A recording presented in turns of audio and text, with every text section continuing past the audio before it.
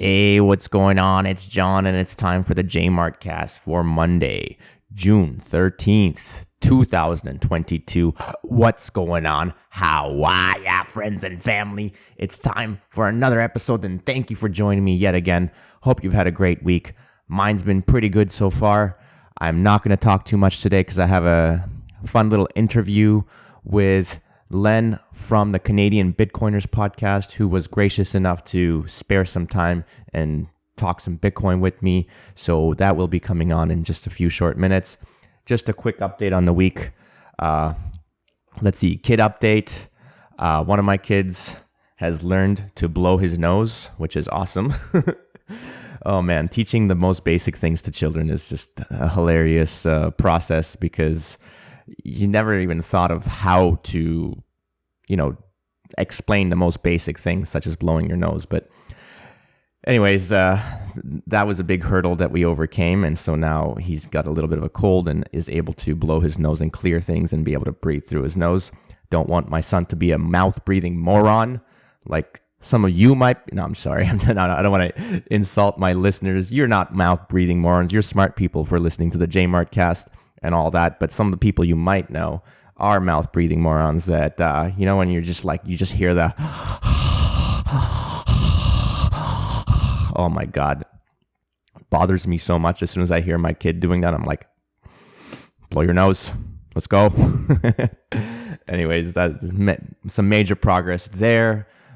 Baby daughter's just learning to crawl. She's army crawling now, so that's pretty dope. Excited to see that. She'll be her hip flexors are coming online, and she's able to fold her hips and bring her knees to her chest. So the actual crawling is going to be happening in no time. Pretty stoked about that. One minor hiccup that happened this week, somewhat minor, is kind of trending towards major, but luckily it's not too bad. I had a bit of a back injury at jiu-jitsu this week. Oh man, it's all my fault, by the way. I was rolling with somebody who is much heavier than me, probably close to double my size. I weigh 155 pounds soaking wet, and this guy could not have been lighter than 250, probably closer to 300. At one point I got his back. I'm wrap my body around his back, and I'm trying to wrap my arms around his waist, and his waist is so large my arms literally cannot reach all the way around and clasp one another. So my hands can't clasp one another. So it's like, what the hell am I even doing with this guy? Anyway, I was able to mostly hold him off, and I got his back once or twice, but I wasn't able to hold him down. And it was a 5-minute round, 4 minutes and 30 seconds have gone by. I'm like, all right, I've defended tenaciously, prevented him from getting on my back. This is good. Now it's just 30 seconds left. Maybe I'll go for a throw, and if the throw doesn't go well, it'll be less than 30 seconds of him being on top of me. I can handle that. That was my thinking, at the 4-minute and 30-second mark. So I set up my throw. I go for a shoulder throw, and of course he anticipates it. He sidesteps it a little bit. I'm still able to throw the dude, the 300-pound dude, but instead of him falling where I intend him to on the floor next to me, he ends up falling right on top of me. And that 300-pound momentum just comes down crashing on my back, and almost immediately I knew something was bad. Oh man. The buzzer went off. We stopped grappling, and then I just roll on my back, and I'm just breathing. It was in so much pain. Luckily, I was able to pick up the pieces and ride my back home, and it was fine. And I was just basically moving my back as much as I could. Talked about this 2 or 3 episodes back. Movement is medicine. If you're feeling pain somewhere, try to find a way of moving that doesn't trigger the pain. Right. First of all, identify what is the triggering movement for pain in your back. Stop doing that movement specifically, and then find movement solutions that accomplish the same thing while not doing the exact same movement that triggers the pain. Basically what I did, I was able to find that flexion of the back was what was triggering my back pain. Although I could still flex my back. It's just if I did it slowly, it was fine. It was just more of a quick jerky movements that triggered the pain. So I was just like, all right, I just have to take it easy, minimize how much back flexion I do, but still do some back flexion the way that I don't feel any pain. And so I've been doing that, and it got better and better. And it was good because this happened on Wednesday, and my wife and I and a friend, we were scheduled to do a run on Saturday morning. So we participated in this 5 Peaks run, which was in Rattlesnake Point Conservation Area in Milton. We did a 8K run through the trail, which was fun. Actually, it was supposed to be 8K, and then at some point we derailed off the trail. There's 2 runs. One was supposed to be 8K, one 13. Once we were like most of the way through the 8K, at some point we just got lost and went on the longer trail, and then did an extra like 1.5 kilometers. So I think ended up being a total of 9.5 kilometers we did in in an hour and 20 minutes. We were going at a nice slow pace, which was nice. We were just kind of just enjoying the outdoor nature scenery. We got good weather, which was good too. And by the end of the run, I was actually so warmed up. It was nice. I was feeling my back. I was like, oh man, this is great. My back doesn't feel nearly as stiff anymore. It feels good. I love it. And then because this was in Milton, we drove back to Toronto, and on the drive back, you're sitting, not really moving. My back stiffened up again. I started to feel it again. I was like, holy cow, I can't believe like what a difference it makes. You move something in your body for a good amount of time, and the body warms up and feels a lot better. And, you almost forget that you even had an injury. I didn't even think I had pain. I was like rolling around on the grass doing like practiced falls and jumps and stuff like that. No pain. And then I got home, and I'm just like, ugh, like an old man, like leaning over, like holding my back with my hand, like, but feeling a lot better. And I think I'm going to take a week off jiu-jitsu, then get back to it. I should be healed by then. Anyways, so that was most of the week. And then the interview that I ended up doing with Len, who's one of the co-hosts of the Canadian Bitcoiners podcast, I did that earlier in the week on Tuesday. We went for a good solid hour just talking about how he came across Bitcoin, like why he thinks it's important. And we did a little bit of ranting about the general macroeconomic kind of environment and just how things have come to this point. Len's known as the chief ranting officer, so he just went off for a good while there, and I hope you enjoy his perspective. And just before we go on to the actual conversation, just a quick reminder, if you have a spare second, please rate the podcast, whether it be on Apple Podcasts or Spotify or whatever platform you're using. If it has a capacity to rate the podcast, please do so. Give the JMART CAST 5 stars so that more eyeballs can get on this podcast, and we can orange pill more people about what Bitcoin is and why it's important. And also, if you want to reach out and talk more Bitcoin or just health and fitness in general, because those are the 2 topics I'm most interested in talking about, please feel free to contact me, whether it be through social media. I'm at jmartfit on Instagram and Twitter. Of course, you can also email me, send an email to newsletter@jmartfit.com. I love getting emails. I respond to all of them. All right. With that all being said, here is my conversation with Len from the Canadian Bitcoiners podcast. Hello, friends and family, and welcome to another episode of the JMART CAST. Joining me this week is another special guest. We got with us Len AKA The Lengend, the co-host of the Canadian Bitcoiners podcast, also sometimes known as the Chief Ranting Officer, and also known as the BTC Price Bot on Twitter. So if you don't follow him already, get on there and give him a quick follow. Also, of course, the podcast as well. So thank you so much, Len, for joining me on the JMART CAST. No problem at all. I just realized now I carry a lot of different hats, so to speak. So I should be trimming it down or adding to it. I'm not sure which way I'm going to be going. It depends on whether you can carry the different nicknames, right? You have to have a big personality to be able to carry the different nicknames. So as long as the shoe fits or the hat fits, in this case, I'll do it. But yeah, I think I could carry a couple more. We'll see what happens, what transpires in the next few months. I could develop into something else, maybe a little bit more of a ranting officer. We'll see what happens. Yeah. Well, yes, the rantings that go on the Canadian Bitcoiners podcast will continue as every news, like kind of world news story somehow has a Bitcoin angle, and you guys are going to be drumming the beating the drum. We're there every time there's a story out there that impacts Bitcoin. We'll be talking about it if it's a major news item. And the ties with Bitcoin sometimes are really strong, and we could just see it right in front of us. We just want to make sure everybody else could connect the dots as well.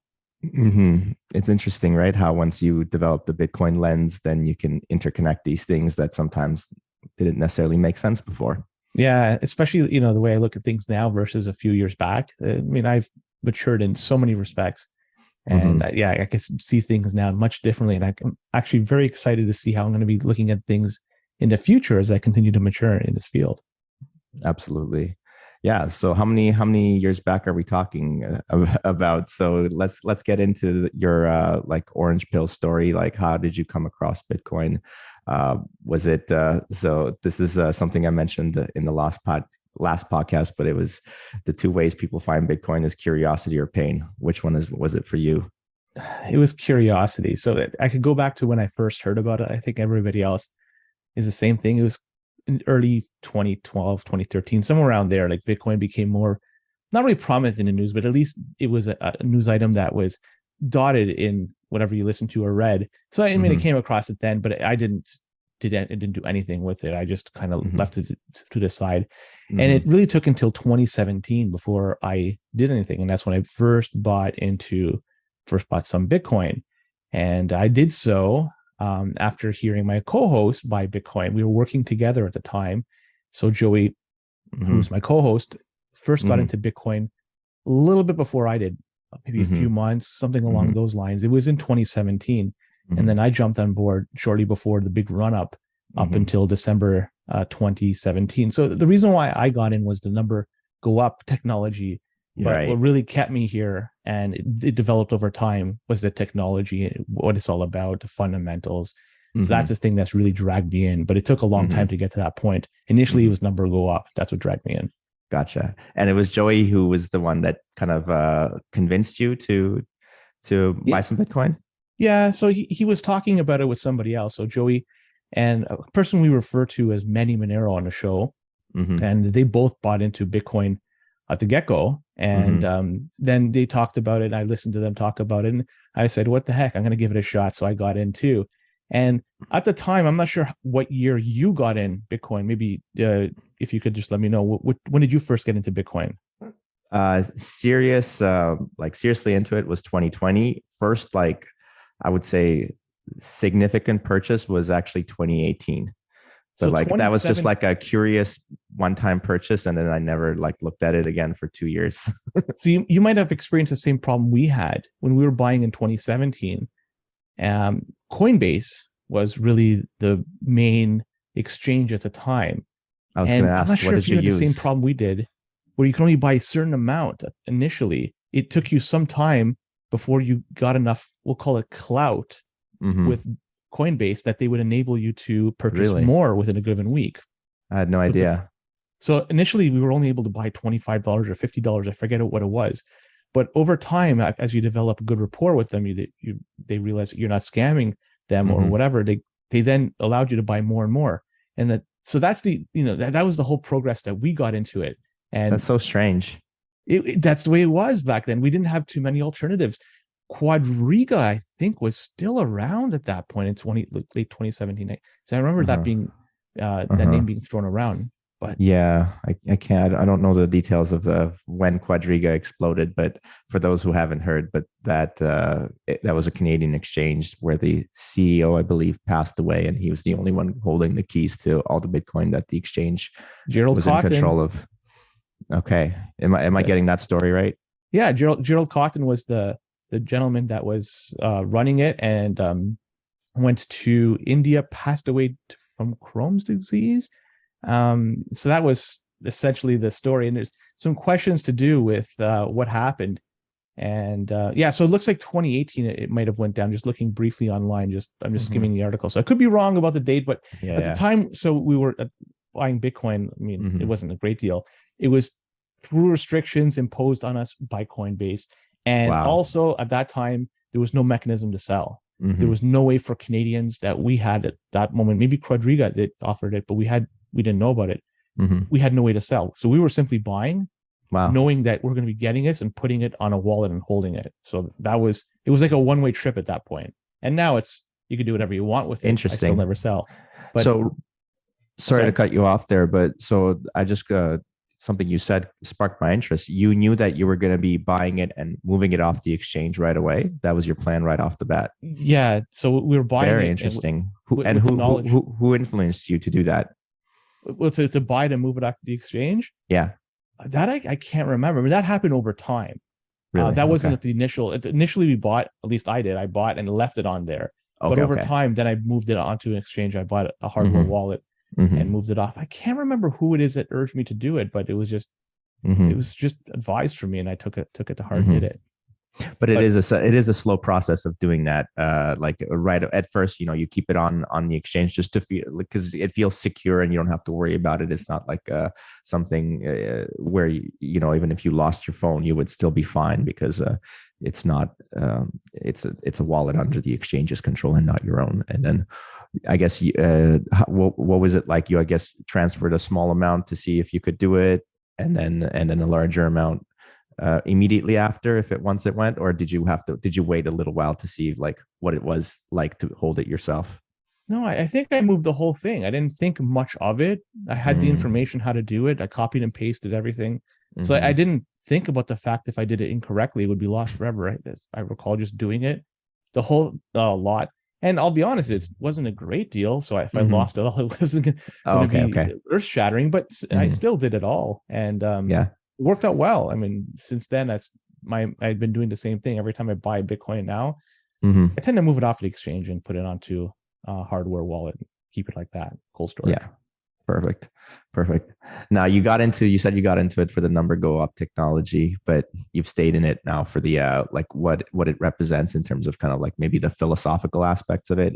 Is that getting it right? Like some of the kind of freedom maximalism, let's say, ethos of it, the fact that you have to be a sovereign individual who takes care of yourself, the fact that it's an open network that is available for anybody to join, that is permissionless. Nobody requires anybody else's permission to join in. Is this what you're talking about? Bang on. So when I first got in, it was during the 2017 run up, and I didn't know anything about it other than the fact that price was going up. So I got in with the hopes that I would make some money out of this whole process. But then shortly after that, the price of Bitcoin, after hitting 20K over the next 13, 14 months, went down to 3K. So it went from 20-ish K to 3K within, a little bit over a year's time. So at that point, I no longer became a trader. I became an investor, because I then was holding on. But then over time, I learned what it is. And exactly as you mentioned, all those details. And really what solidified and cemented myself with what is Bitcoin transpired since March 2020 and how things has progressed with traditional finance, how much money was being added to the markets within a short period of time. I understand the rationale, but nothing comes free. There's a cost for everything you do. And the cost for this, well, now you have more money chasing the same goods. And as a result, price go up. And here we are experiencing the drawdowns of that.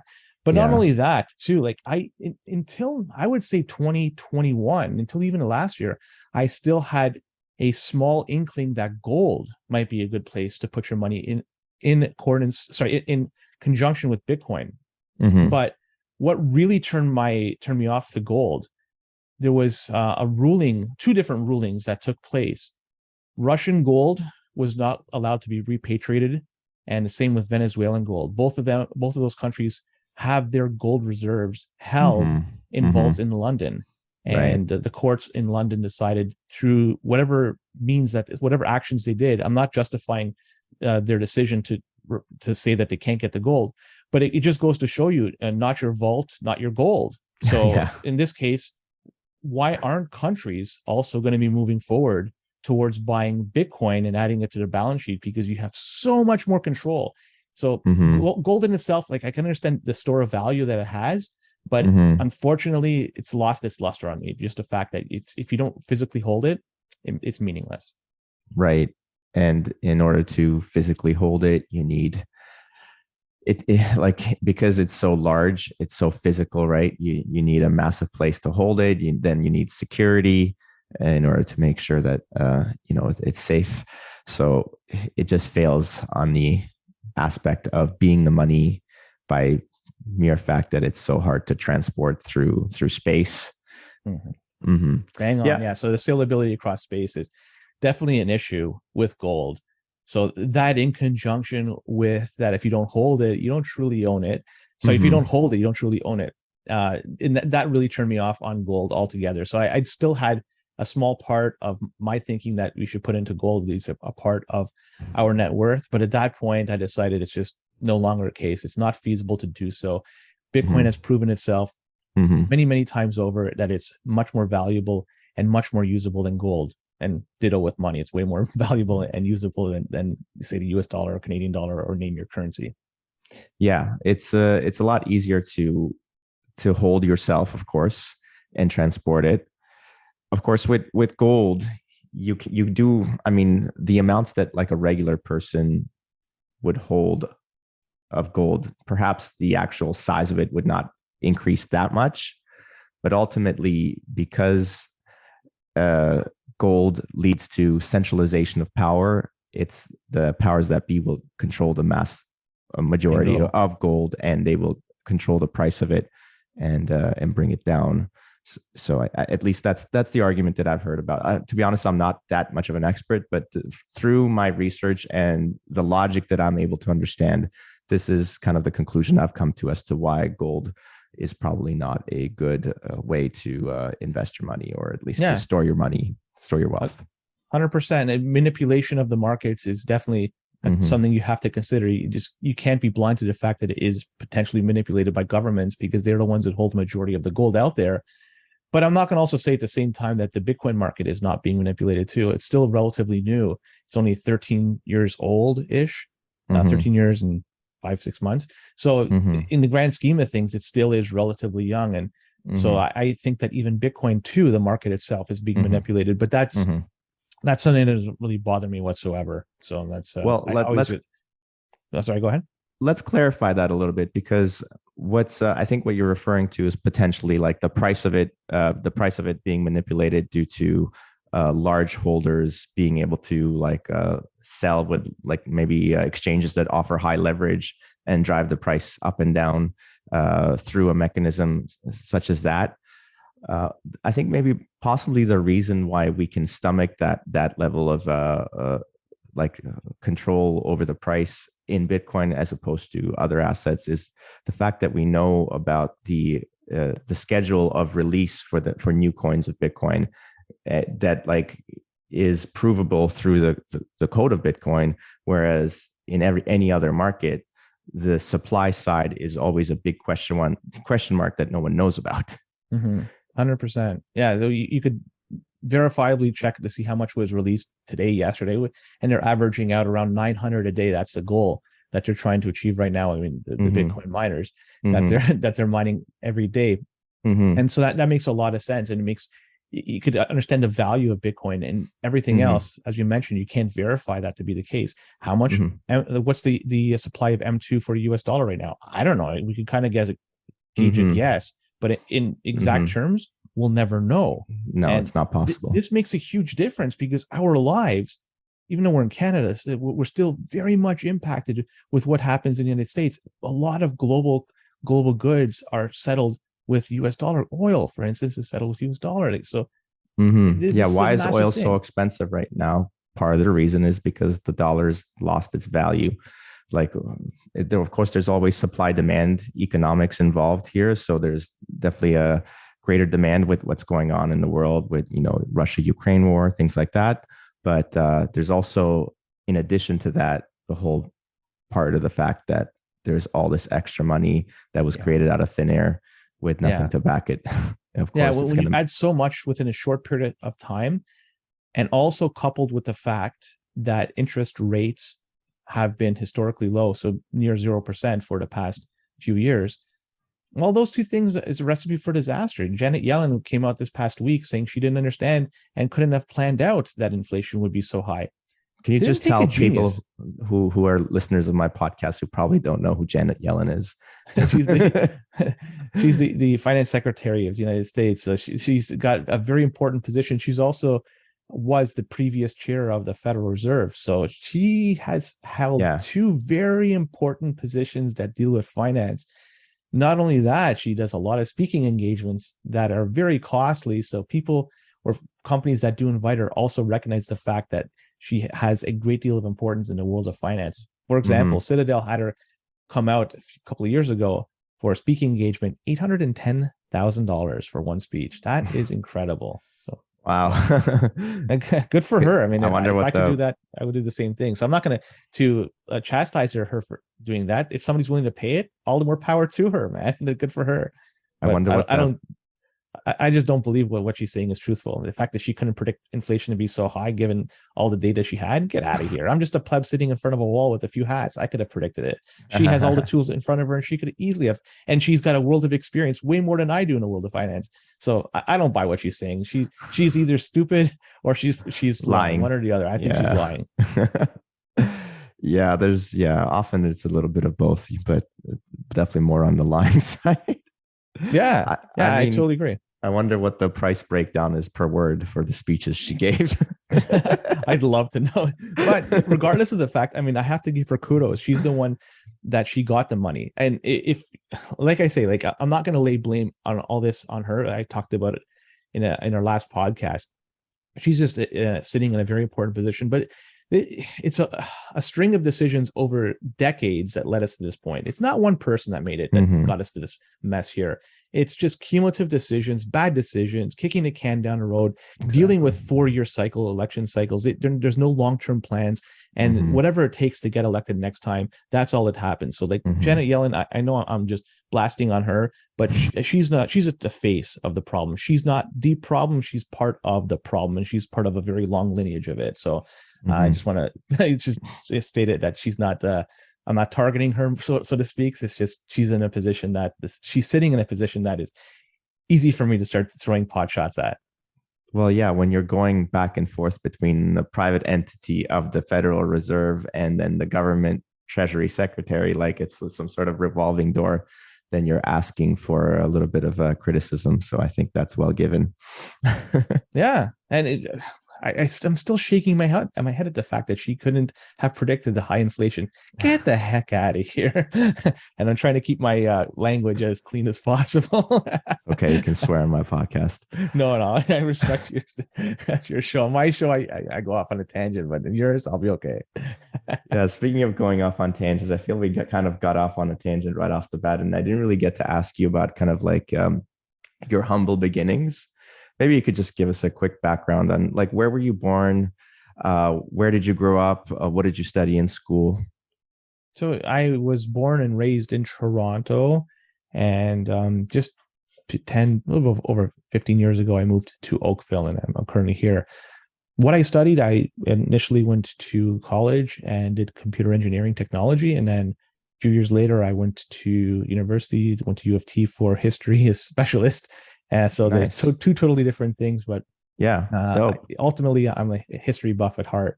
I love history. I love reading about it. Although I say that it is, and I apologize if I'm offending anybody, it's a BS degree, because it's hard really to do anything tangible with something like that. But that's hilarious. That's hilarious. I have a very similar story to you. I mean, I did a Bachelor of Science degree, and I have a Master of Science as well. But then after that, I just didn't. I mean, I worked a little bit in the pharmaceutical industry, but didn't really have a passion for that, and left it to be a personal trainer. That's fair. And find something that makes you passionate, because then it's not really a job. It feels like a hobby. And every day you're waking up with a smile on your face because you know what's in front of you is something you like to do. But you'd think with a Bachelor of Science and a Master of Science, you would be able to get some sort of I don't know, well-paying job in the field, but like not in the Canadian market. Well, and again, if it's not something you like too, it's gonna drag you down, and every day it's gonna feel like a challenge just to get up and try slugging it out. But Yeah, you're doing the right exactly. thing. You're doing something you like, because that's essentially what we're doing too with the podcast. Although it's not our full-time job, it's really just a part-time job for us. Yeah, yeah. And we enjoy it. We really enjoy it. So how did you meet Joey? You guys been friends for a long time then? Well, we started working together. I didn't know him until I started working with him. Okay. And so it's 2011 is when I Okay. first met him. I think October 2011 when I started that job. And yeah, so since then, we chatted. I mean, we had same likes for the most part and the same goals and aspirations. But yeah, and so we've known each other for a little bit over a decade. And yeah, and just it's been a good relationship between the two of us, because he's, as you could tell, a little bit different than I am.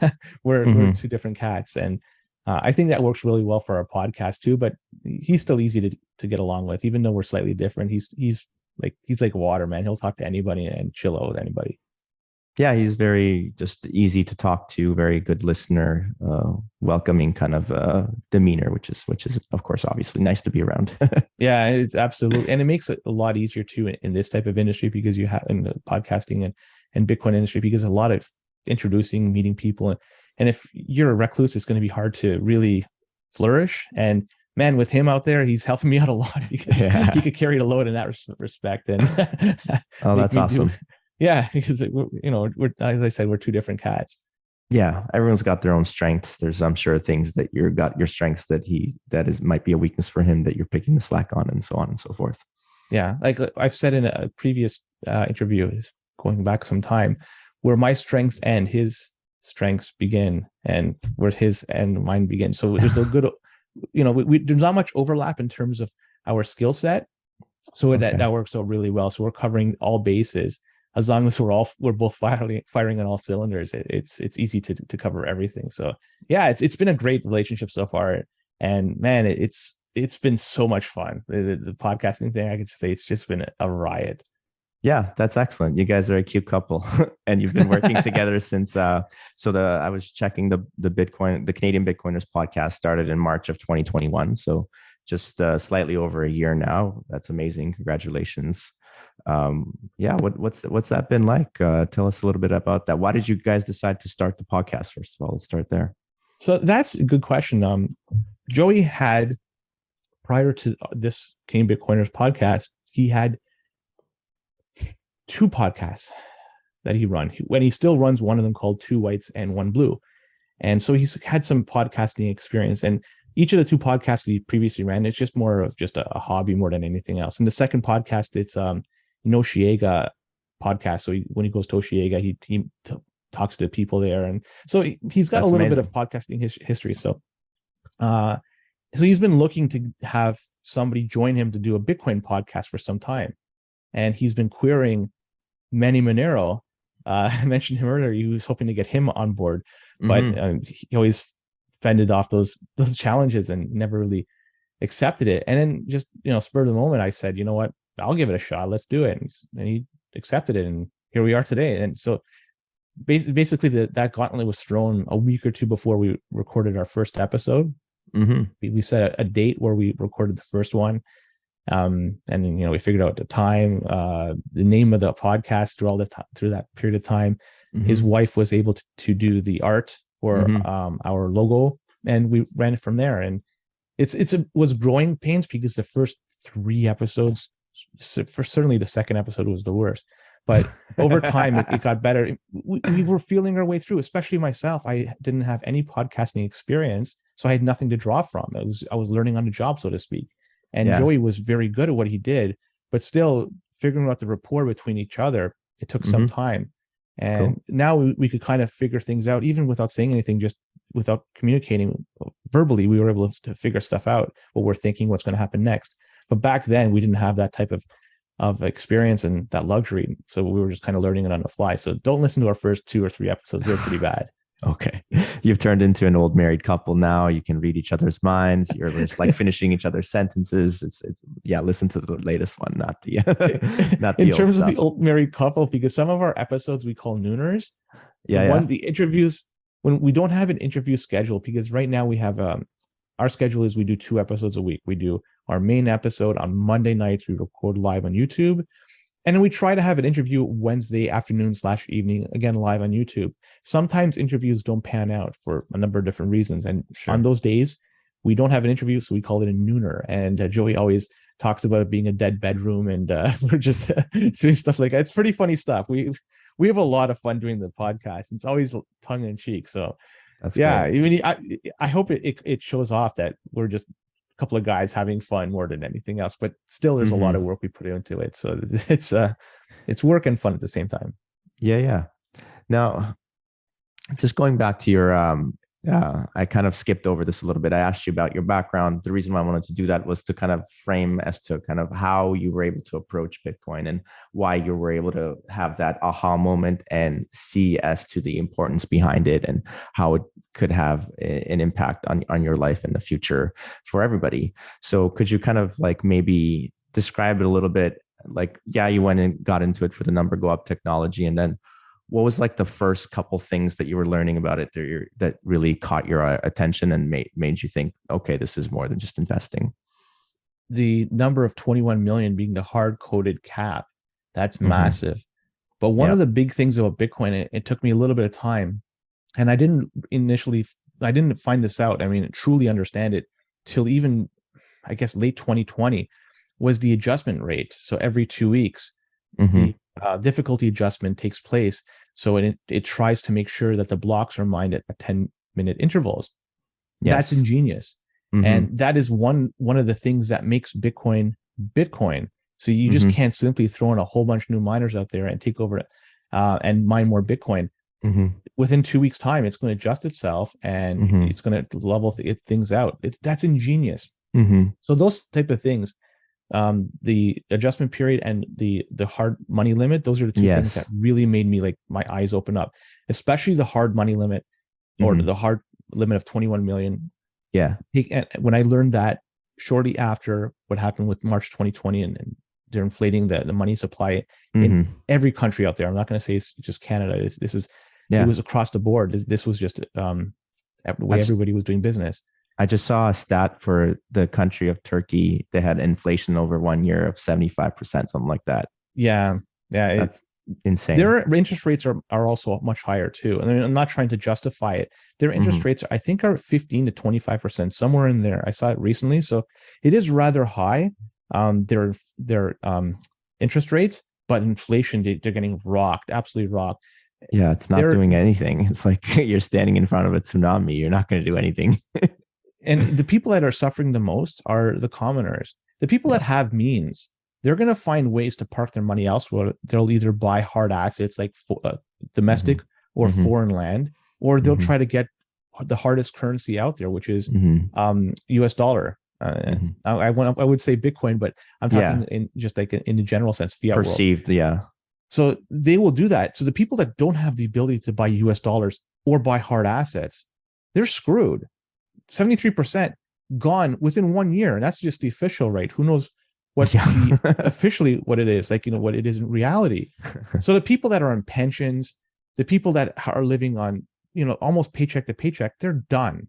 They are done. In Canada, we just got a statistic recently that a sizable amount of the population in Canada are skipping meals now because of the cost of just eating is too much. I imagine the same thing is happening in Turkey, but a much higher level.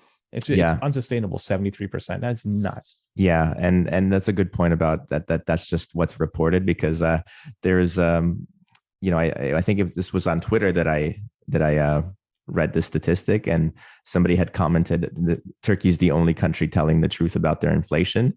And then there was a Turkish person who responded under that. Is like, this is still not the truth. It's even worse than 75%. That's incredible to think about. And that is crippling to an economy. That is crippling to people that have their savings in cash or in the Turkish lira. That's insane. And I feel sorry for people like that. It's no fault of their own. It's just somebody else or a group of people made decisions. It's really the president. He's a real special person. He's the one that's controlling everything. And the people and the commoners, they're suffering, and they have no way to recover after this. What do you do after your currency has been wiped off 75% after a year? What do you do? Like, you're stuck. I feel bad for them. And I mean, that's Turkey today, but that's going to be many other countries in the next decade, basically. Yeah, Sri Lanka they recently defaulted on their debt, and it's going to take months before they're able to make any settlement arrangements with the IMF. So between now and then, the Sri Lankan rupee is going to take a real dive, and it's already took a kick to the teeth. So it's going to get even worse. And it's really sad what's happening over there. They used to be a net exporter of rice, just because the land is fertile in such a way that, and the way that the growing season is, they used to grow way more rice than they needed. It's changed. Now they're a net importer. They have to import rice. How sad is that? Like, it's just poor policy got countries to this point. And again, it's the commoners that are suffering the most. It's people on the streets that are just regular folk. And they're never going to recover. It's just basically lost a generation right there. It's too bad.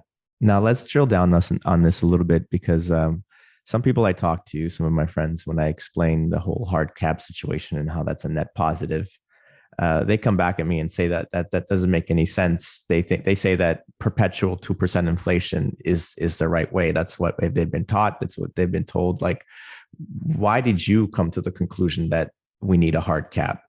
Was there something, maybe your history background? Like, what was it? So nothing with my formal education helped me decide this. It's just over time, I have formed the opinion that just having 2% inflation, and I thought it was good for a very long time, just doesn't make sense. It's not sustainable. By having that, if you examine the price of, say, the US dollar, since the inception of the Federal Reserve, the price of the US dollar has lost its value 95%, give or take. And the Federal Reserve came into effect 1915 and 1920, around there. Right before World War I. A little over 100 years.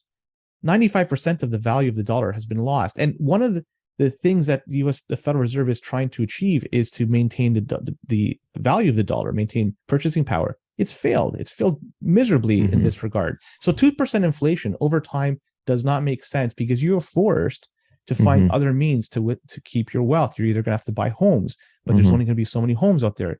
You have to go put your money in the market, but markets go up and down, and even then you have to play it right. So it's not a level playing field when you're dealing like this. And also, the people that are closest to the money printer, the ones that have access to the cheapest interest rates, they're the ones that are going to have the biggest impact. They're the ones who are going to have the biggest advantage. People like you and I won't have that. It's unfair. So when you eliminate all that, when you just have a hard cap of 21 million Bitcoin, you don't have all these problems. It makes so much sense. Whatever you make, you earn, and it should be worth tomorrow what it is worth today. I like that. That's the way it should be. So this is what drew me in, and it's going to keep me here for a long time. Yeah. Like even with just 2% inflation, if we have a steady state of 2% inflation over, I think I did the math one time, it was 33 or 34 years, you've lost half of the purchasing power of your money. Yeah. That's insane. Why would you, like, and this brings me back to the event you and I attended last week, where it was one of the panelists who was talking about his father making a weekly surplus income of like something like $400. And he was like, why is it that if he didn't invest it into anything and just kept the cash, that value that he could earn at that time has all deflated away, and now he can't cash that back to get the same value to meet his needs that now he requires now that he's older. It just doesn't make any sense. Yeah. And how do you explain to that person, sorry, mister, I know you worked your whole life to save this money, and unfortunately you're not going to be able to make ends meet as a result of stupid decisions by somebody else. That goes back to where you have a few people that can control what's happening with the finances out there. You don't want to have it in such a way that people can control it. You want to take that power away, put it in software, hard code it, and then you don't have any potential manipulation. You don't have any potential giving your friends an unfair advantage. You don't have these people that are older that are forced to go back to work because they can't make ends meet. And by the way, that was Nick from Your Life, Your Terms podcast. He's part of the Rockstar Real Estate Company. He's a real nice guy. Yes, he was a great guy to talk to after the event as well, when we had some drinks. Yeah. And I appreciate the fact that he paid for everybody's drinks too. What a jerk you are, Nick. You are such a jerk. Yeah. gem of a jerk. Yeah, So so he's a good guy. Listen to his podcast if you have a chance. Your life, your terms. They do really good stuff, and they actually interview quite a few interesting people like Lynn Alden. They had not too long ago. Greg Foss not too long ago. oh, amazing. Okay, yeah, they that get would some be really, a good podcast to check out for sure. check it out. Yeah. Awesome. Yeah. What you're talking about is like rules, not rulers, right? We don't want rulers who will change the rules at the whim of their feelings and emotions or whatever they think is right. No, we just have to decide on rules that work and then stick to those rules. And once we have that stability, we can grow from that stability and be able to build something that can last a long time. Yeah. That's how I see it. Yeah. And that's why a lot of these other altcoins where they are termed something else. I'm being very kind in my they're called shit coins or scam coins. Scam coins. I like scam coins because they're just scams. So a lot of them, you really don't know what is the maximum supply. I'm looking at UETH. And also you have a collective group of people, the people that were part of the creation project process, VCs or the developers, a whole bunch of people. They have also pre-mined a lot of this too. So they have a vested interest for this to go up. And as they do so, they'll dump on the market and make their money and go somewhere else. So a lot of these altcoins, all the altcoins, they're all scams in my opinion. What we have here with Bitcoin is something very unique. Satoshi created something. The Genesis block, the first block that was created, cannot be sold. Anything after that, anybody else was able to mine. There was no advantage that Satoshi had. It was released to the world. Anybody else could mine it. It was absolutely fantastic that it was done in this respect. Hasn't been repeated since and never will. So I don't trust anything else. I just trust Bitcoin. This is a very important point. Thank you, Len, is that the distribution of Bitcoin to people is the most fair model of the distribution of any of the cryptocurrencies, because all the other ones basically had what you called a pre-mine, where a select group of individuals got to have a large portion of the initial stash of coins. And then they released it to the market to retail investors who then potentially, with the idea of maybe that they lost out on Bitcoin and that ship has sailed. I need the next train, putting money on these new coins that come out, not knowing that when the price goes up a little bit, the initial pre-mine investors will dump all their large shares, bringing the price almost down to zero. Yeah.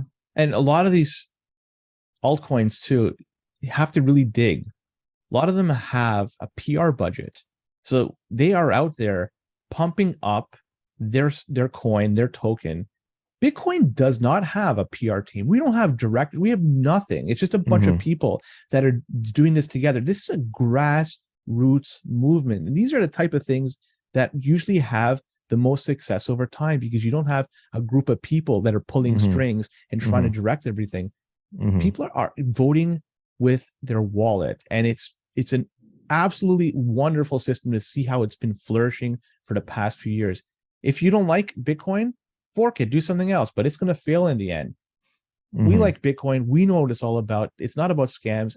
The people that get in first, those are the ones that are probably going to have the biggest advantage, because they're getting in at a point where it's going to be cheapest. But we're not going to stop you from coming in later. There's anybody's on board. Our friends, we use the term friends and enemies in our show. Bitcoin is for friends and enemies. We can't stop anybody from using it. It's open to everybody. It's accessible to everybody. And the doors are always wide open. Welcome into the Bitcoin world if you want. And if not, have fun staying poor. Well, yeah, just to make it a little bit more positive, we'll just say you'll find Bitcoin at the price you deserve. Exactly. That's another one. Exactly. So you'll buy in at the price you deserve. And if anybody's thinking about buying into Bitcoin relatively soon, not financial advice, but one thing you should always consider is just buying small amounts over a period of time, maybe once a day, once a week, once a month, whatever it is. Buy in slowly, buy in. And that way you get a little bit of exposure, and then you learn more about it. And if you want to buy more of it later on, you can. But coming in at the onset, just get something that is small enough that you can sleep well at night, no matter what happens with the price of Bitcoin. One nuance I'll add to that is sometimes sometimes people say a good way to do it is if you have a set amount of money that you want to invest, what you can do is you can split it in half, and one half you invest right away. And then the second half you do the dollar cost average that you were describing. Yeah, do it over a period of time. And that way you can kind of see how things progress over a period of time. And if things go down, at least you're not kicking yourself in the rear end, and things go up. Well, you made a decision. So at least you're buying on, what's going up. But that's the way to do it. And what one person said, Braden Dennis from the Canadian Investor Podcast, he's getting more on board on Bitcoin. He hasn't been a big Bitcoiner and he's still not a big Bitcoiner, but he acknowledges what it is and what it's all about. Even he says it's foolish to be on zero. You have to put something into it, because you have to acknowledge the fact there's a future here. You may not put it 100%, maybe not 50%, but a small portion of your portfolio should be Bitcoin related, because this thing, it's got wheels and it's going to just go nuts in the next little while. And you don't want to be left behind. So don't be on zero. Buy a little bit, but enough that makes you feel comfortable. That's really the only advice I could say, but still it's not financial advice. Always oh my God, this is financial advice. No, get off zero. Heck no, it's definitely not financial advice, because I don't want to get sued for anything. Listen, I'm a personal trainer. I know what I'm talking about. If you listen to my advice as a person, to my financial advice as a personal trainer, that's on you. But nonetheless, it's more risky to have zero Bitcoin than it is to have some. So get off zero. In fact, we see countries that are doing that right now. El Salvador last year, we just passed a 1-year anniversary that they announced that they are going to be buying Bitcoin, and they started buying Bitcoin the day after Labor Day 2021. The Central African Republic has announced very recently that they're going to be buying Bitcoin. Although I have some real reserves about that one, but I'll give them the benefit of the doubt for now. Tonga has publicly stated that they're going to be adopting Bitcoin as a currency later this year once they pass all the hurdles, the regulatory hurdles and legal hurdles over there. And there's going to be other countries doing the same. Look at the writing on the wall. This thing is taking off, and you don't want to be left behind, because if these countries that are doing this, they have the least to lose, but the most to gain. Absolutely. Think about that. If they're doing this, if they're trying to find ways to elevate themselves on a financial level and get away from the shackles of the IMF and the World Bank, yeah, that means something. They have some smart people behind them doing the thinking and running the numbers. If they're buying Bitcoin, you should do the same. Yeah. Well, I mean, when I learned about El Salvador adopting Bitcoin, I didn't know at the time that they were a dollarized country, which, for those who don't know what that means, is they don't have their own currency, and they're simply dependent on the US dollar as the currency that makes the economy work in their country, which is crazy to think about. I never even realized, but it makes sense once you think about it a little bit. But now they're relying on a currency that is controlled by a government that has no interest in the people of that country. So of course it makes sense to switch over to Bitcoin, this kind of neutral asset that doesn't rely on trust, or is trust minimized anyway. And that's going to be a trend that continues more and more as more of these nothing to lose countries see the opportunity to, like you said, being the first ones in there, you're going to reap the most benefits. So there's going to be a race. Yeah. So El Salvador, just to give a little bit of history here, they used to have their own currency called the Colon, I think it was called. They ditched it in 2001 and went to 100% with the US dollar. And this is really not uncommon. A lot of other South American, Central American countries do the same. And even around the world, a lot of other countries do that because it just makes sense. Is their currency collapsed, and nobody has any faith in the local currency. So they do 100% business in the US dollar. And so they're running right now a hybrid system where you could exchange goods and services with either Bitcoin or the US dollar in El Salvador. So it gives you an option. You're not forced to use Bitcoin, but it gives you the option. You can use it if need be. And it's showing that I would say it's the success of what's happening in El Salvador. It's marginal. I mean, it's certainly it's measurable, but it's not a runaway success. And which success are you talking about? Sorry? What are you talking about with regards to success? What metric? Well, I would say the fact that they bought in I think their dollar average for buying Bitcoin is in the low 40s. And, right now we're sitting between 30K. 29 and 32. So they're sitting underwater with that purchase. Eventually, you're hoping it's going to go up. But on the flip side, though, things are going well. Tourism has gone up since last year. But then I'm going to use the argument that things as a whole have been opening up. So is this just a result of the world opening up, or is it a result of them adopting Bitcoin? I'd like to get some more answers to that. Remittances has gone up. That's a country that I think it's 30% of their GDP is remittances. And having now a more streamlined way of doing remittances, it's definitely going to help out their GDP. So it's a huge positive for them. So they're not relying on organizations like the Western Union or something like that, where they take a slice of the pie every time you send something. With Bitcoin, it's done quicker, and whatever is sent out, almost the whole thing is sent. The recipient receives, just minus the minor fees, which would be the minor fees are very, very small. Yeah. I mean, at times it could get a little bit more costly. But it's never gas fees style, like we're $150 or whatever it is on the Ethereum side. What a scam that is! What a joke. But yeah, so with respect to El Salvador, there's some positives, but certainly there's some negatives too. And we just have to understand that it's an experiment right now. And I have my fingers crossed it works out well in the end, because if it does not, it's going to set back the whole adoption of Bitcoin for currency. It will set that back sometime, because who's going to want to do it next after that?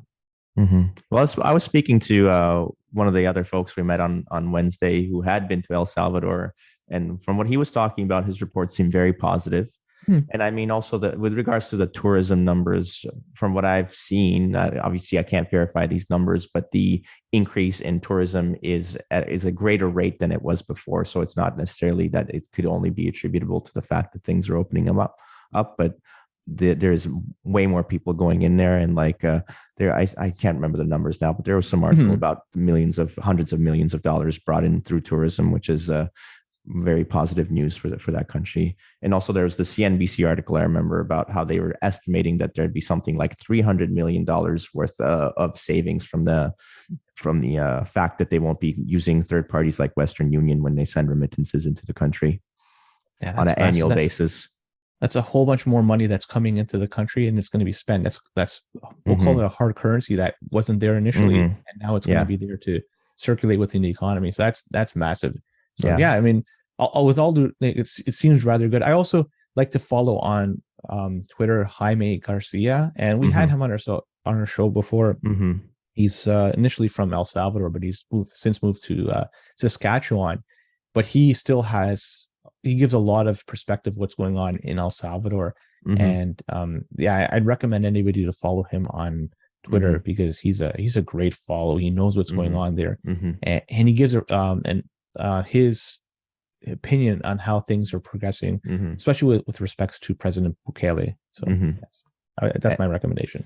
Yeah, and just maybe give us a teaser. Does he give a more sobering kind of perspective, like less positive?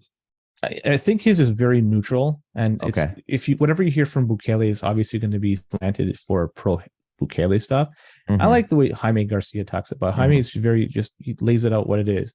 I don't think he's biased in his opinion, and I respect him for that. He seems very level-headed, and I don't think he's got much to gain to say if he's pro or against Bukele. He's just saying it how it is. And Bukele is the president of El Salvador, by the way. Probably most of the people who listen to my podcast have no idea. So President Bukele is a really charismatic individual, young guy, and he's the guy that brought on Bitcoin as a currency. He's the one that spearheaded it in El Salvador. So there's a special connection between he and Bitcoiners. Yeah, absolutely. Yeah. All right. I think we've covered a lot. I did want to talk to you a little bit about mining, but I feel like we've approached an hour here. So let's maybe save the topic for another time because this is awesome. So I would like to just continue having more conversations like this. No problem at all. If you want me have me back on this show, I'll be happy to come back on, talk about anything you want, mining, podcasting, you name it, I'm there. Amazing, Len. You are actually a legend. Thank you so much for coming on the JMART cast. Looking forward to another conversation. Soon. I'm the chief renting officer. I got the name from Ben Gagnon from Bitfarms. He's the chief mining officer of Bit Farms, and we had him on our show. And I thought, man, that's a great title. So I'm gonna take Chief Mining, not Chief Ranting Officer. So I kind of ripped it off from him, so it's not original. So, but thank you for having me on the show, dude. It's been great. Talk soon. Cheers. Thank you so much for listening to the end. If you want to reach out and talk some more about Bitcoin, you can always tweet at me at jmartfit or message me on Instagram, same thing at jmartfit. There's also the email option. Send an email to newsletter@jmartfit.com. Otherwise, till next week, stay active, be grateful. J-Mart out.